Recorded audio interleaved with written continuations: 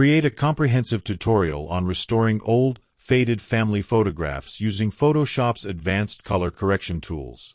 Focus on recovering lost color information from black and white or severely faded images, demonstrating techniques like color grading, selective saturation adjustment, and dust removal using the spot healing brush and content-aware fill.